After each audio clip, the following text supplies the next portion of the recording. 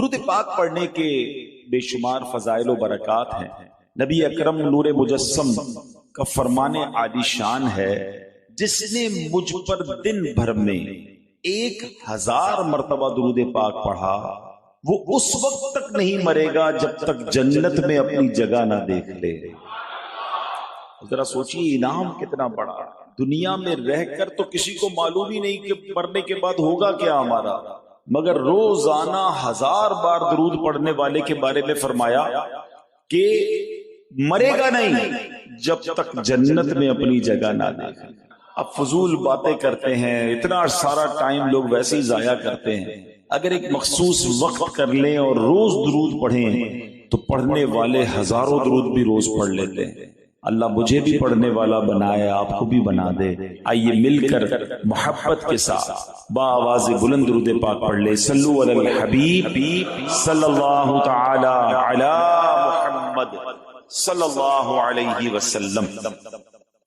آج کا جو موضوع ہے بیان کا، بے شک ہمیں ہر جمعرات کو مدنی مرکز کی طرف سے ایک موضوع عطا کیا جاتا ہے اور بڑا کمال کا وہ موضوع ہوا کرتا ہے، مگر آج اس لیے بہت کمال کا موضوع ہے کہ ہم میں سے شاید ہر کسی کو اس موضوع کی ضرورت ہے۔ ایک بڑا پرابلم ہے ہمارے معاشرے میں کہ جناب لوگ جو ہے بڑی سستی کاہلی کا شکار ہوتے جا رہے ہیں، مایوسی کا شکار ہوتے جا رہے ہیں، ڈس ہارٹ بہت جلدی ہو جاتے ہیں اور اپنی ہمت ہار جاتے ہیں۔ آج ان تمام لوگوں کے لیے بیان ہے کہ جو اپنی ہمتوں کو بلند کرنا چاہتے ہیں، اپنے حوصلوں کو بلند کرنا چاہتے ہیں، مایوسی کی دنیا سے نکلنا چاہتے ہیں اور کچھ واقعی زندگی میں کرنا چاہتے ہیں۔ ایک بار خادم رسول حضرت انس بن مالک رضی اللہ عنہ سے روایت ہے کہ ایک انصاری صحابی رضی اللہ تعالیٰ عنہ جن کی معاشی حالات بڑے کمزور تھے، وہ ایک دن سب سے سخی آقا مکی مدنی مصطفیٰ صلی اللہ علیہ وسلم کی بارگاہ بے کس پناہ میں حاضر ہوئے اور امداد کا سوال کیا۔ نبی پاک سے عرض کی کہ حضور میری مدد کی جائے، میں بہت غریب ہوں۔ یاد رکھیے کہ سخاوت جو ہے نا، یہ صرف مال بانٹنے کا کام نہیں ہے، اصل مقصد سامنے والے کی ضرورت پوری کرنا ہے۔ ہم بعض اوقات سمجھ رہے ہوتے ہیں کہ ہماری ضرورت مال ہے، مگر ایسا ہوتا نہیں ہے۔ ہماری اصل ضرورت کیا ہے یہ دینے والا رب جانے اور بانٹنے والے مصطفیٰ جانے صلی اللہ تعالی علیہ وسلم۔ اب وہ انصاری صحابی تو یہ سمجھ رہے تھے کہ مجھے مال کی ضرورت ہے، میری مالی امداد کی جائے، لیکن نبی پاک علیہ الصلوۃ والسلام کی کیا شان ہے۔ وہ شاعر لکھتے ہیں نا، بے خبر ہو جو غلاموں سے وہ آقا کیا ہے۔ آقا تو دلوں کے حال جانتے ہیں۔ نبی پاک علیہ الصلوۃ والسلام نے ان کی اصل ضرورت جان لی اور فرمایا تمہارے گھر میں کوئی چیز ہے؟ گھر میں کیا کیا ہے تمہارے پاس؟ تو وہ کہتے ہیں ہمارے پاس حضور ایک چٹائی ہے جو ہم آدھی نیچے بچھا لیتے ہیں اور آدھی اوپر اوڑھ لیتے ہیں، اور حضور ایک پیالہ ہے ہمارے پاس جس سے ہم پانی پیتے ہیں، دیٹس اٹ، اور کچھ نہیں تھا۔ ایک چٹائی، ایک پیالہ۔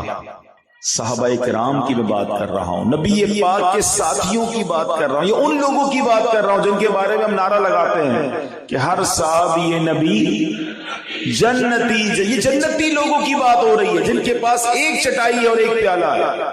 آج ہمارے پاس بہت کچھ ہے مگر پھر بھی زبان پر شکوہ ہے، شکایات ہے، کمپلینز ہے، میں پیچھے رہ گیا، وہ آگے بڑھ گیا۔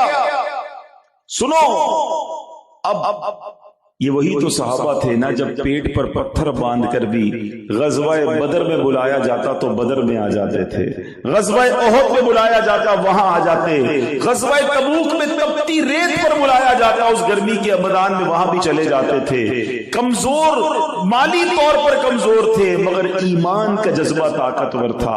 آج ہم ان کی نسبت مالی طور پر تو بڑے بڑے مضبوط ہو گئے مگر ایمان کا جذبہ نہ رہا۔ اللہ اکبر۔ اب انصاری صحابی نے عرض کی حضور ایک چٹائی اور ایک پیالہ ہے۔ پیارے آقا علیہ الصلوۃ والسلام نے فرمایا دونوں چیزیں لے آؤ۔ گھر میں تھی دو چیزیں، وہ بھی منگوا لی گئی۔ وہ صحابی گئے اور گھر سے چٹائی بھی لے آئے، پیالہ بھی لے آئے۔ نبی پاک علیہ الصلوۃ والسلام نے صحابہ سے فرمایا کون ہے جو اس چٹائی اور اس پیالے کو خریدے گا؟ اس کے گھر کا سامان نبی پاک صحابہ کرام میں سیل کر رہے ہیں، تو ایک نے کہا حضور 1 درہم میں خریدوں گا۔ پیارے آقا علیہ السلام نے فرمایا کون ہے جو اس سے زیادہ قیمت دے گا؟ ایک نے کہا حضور 2 درہم میں۔ نبی پاک نے 2 درہم میں وہ دونوں چیزیں اس صحابی کو دی اور 2 درہم لے لیے. اب آقا علیہ السلام نے اس کو دیے جس کے گھر سے پیالہ اور چٹائی آیا تھا، جو غریب پیسے مانگنے آیا تھا. نبی پاک نے فرمایا 1 درہم کا اناج خریدو، گھر والوں کو کھانے پینے کا سامان دو، اور 1 درہم سے کلاڑی لے کر آؤ اور واپس میرے پاس آنا. وہ گیا بازار، سامان خریدا، گھر والوں کو بھی دیا، اور 1 درہم میں کلاڑی لے کر نبی پاک علیہ السلام کی بارگاہ میں آیا. جب پیارے آقا کی بارگاہ میں آئے تو نبی پاک علیہ السلام نے اس کلاڑی میں اپنے مبارک ہاتھوں سے لکڑی کا دستہ لگایا. اب یہ بھی ایک بات سیکھنے والی ہے کہ سبحان اللہ، کیا زمانے نے ایسا منظر دیکھا ہوگا کہ امام الانبیاء ہیں، رب کے محبوب ہیں صلی اللہ علیہ وسلم، ایسا عزت، ایسا رتبہ ہونے کے باوجود اپنے غلام کے ساتھ تعلق دیکھیں کہ اس کی کلاڑی میں لکڑی کا دستہ خود لگا رہے ہیں. ارباب نظر کو کوئی ایسا نہ ملے گا، بندے تو بہت مل جائیں گے پر آقا نہ ملے گا. تاریخ اگر ڈھونڈے گی ثانی محمد، ثانی تو بڑی چیز ہے، سایہ نہ ملے گا. یہ انٹریکشن، یہ محبت، یہ پیار، غریب ہے اس کو بتا رہے ہیں، لکڑی کا دستہ خود لگا رہے ہیں. تو یہاں ہم سب کو، یہ مبلغین کے لیے بھی ایک درس ہے کہ اصلاح اگر کرنی ہے، بات سمجھانی ہے تو صرف کہنے سے نہیں ہو جائے گا، کر کے دکھانا ہوتا ہے. کچھ لوگوں کے ساتھ کوشش مل کر کرنی ہوتی ہے. لوگ کہتے ہیں یار اتنے لوگوں کو نماز کی دعوت دی، کوئی آتا ہی نہیں. نہیں جناب، گھر جا کر بلانا پڑے گا، آپ کو محبت سے پیش آنا پڑے گا، تب کامیابی ملتی ہے. تو بہرحال نبی پاک علیہ السلام نے اس قوم کی تربیت کیسی فرمائی کہ صحابہ کو پھر وقت کا امام بھی تو بنا دیا نا. یہ انہی کی تربیت کا شاہکار ہے صحابہ کرام، حضرت ابوبکر صدیق، حضرت عثمان غنی، حضرت عمر مولا علی، اور مزید بڑے بڑے صحابہ کرام. یہ نبی پاک نے ایسی تربیت کی کہ وہ زمانے کے امام بنے. تو اگر واقعی آپ کسی کی تربیت کرنا چاہتے تو صرف کہنے سے نہیں ہوتا، وقت دینا پڑتا ہے، ساتھ اس کی تربیت کرنی پڑتی ہے، اور پھر اللہ پاک اسے ایسا کمال عطا فرماتا ہے کہ تربیت کرنے والے کی بھی آنکھیں ٹھنڈی ہوتی ہیں. اب نبی پاک نے وہ جو کلاڑی تھی اس کے ہاتھ میں دی، فرمایا اس سے جاؤ، جنگل میں جاؤ، لکڑیاں کاٹو اور بازار میں فروخت کرو، اور 15 دن تک مجھے نظر نہیں آنا. 15 دن بعد وہ صحابی آیا، پیارے آقا سے عرض کرتے ہیں حضور 10 درہم کما کر لایا. 1 درہم کی کلاڑی لی تھی نا، 10 درہم کما لیے. اب نبی پاک بہت خوش ہوئے اور فرمایا تم سوال کرو، وہ سوال کل قیامت کے دن تمہارے چہرے پر داغ بنے. تمہارا اپنے ہاتھ سے کما کر کھانا اس سے بہتر ہے. پریکٹیکل کر کے بتایا، مانگنے والے کو کمانے والا بنا دیا. اور یہ بہت سارے لوگوں کے لیے درس ہے کہ ہمیں اپنے ہاتھ سے کمانا، کسی کے آگے ہاتھ نہیں پھیلانا. کچھ لوگوں کی عادت سی بن جاتی ہے کہ ذرا سی کمزوری، ذرا سی مجبوری آئی اور لوگوں سے سوال کرنا شروع کر دیا. نہیں، اسلام میں اور اللہ کی بارگاہ میں بالخصوص ہاتھ سے کام کرنے والا، اپنی کمائی کمانے والا وہ بڑا پسندیدہ ہے. جو کرتے ہیں محنت مشقت زیادہ، جو کرتے ہیں محنت مشقت زیادہ، خدا ان کو دیتا ہے برکت زیادہ. بوجھ نہ بنے کسی پر، اور کسی کے آگے کیوں ہاتھ پھیلائے. کیا خوبصورت بات شاعر لکھتے ہیں نا، کسی کا احسان کیوں اٹھائیں، کسی کو حالات کیوں بتائیں، کسی کا احسان کیوں اٹھائیں، کسی کو حالات کیوں بتائیں. تم ہی سے مانگیں گے تم ہی دو گے، تمہارے در سے ہی لو لگی ہے. التجا کرنی ہے تو اللہ کی بارگاہ میں کریں نا، اللہ کے حبیب علیہ الصلوۃ والسلام کی طرف لو لگائیں، دنیا والوں کے آگے نہیں جانا. تو بہرحال میرے میٹھے اسلامی بھائیوں، یاد رکھیے اللہ کے آخری نبی مکی مدنی صلی اللہ علیہ وسلم نے فرمایا ان اللہ تعالی یحب العبد المؤمن المحترف.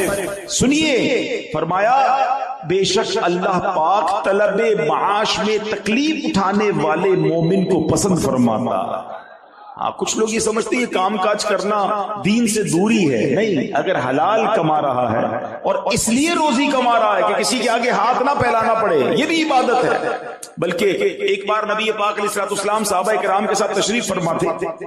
ایک نوجوان گزرا اور بڑی اپنے کام کاج میں بیزی تھا.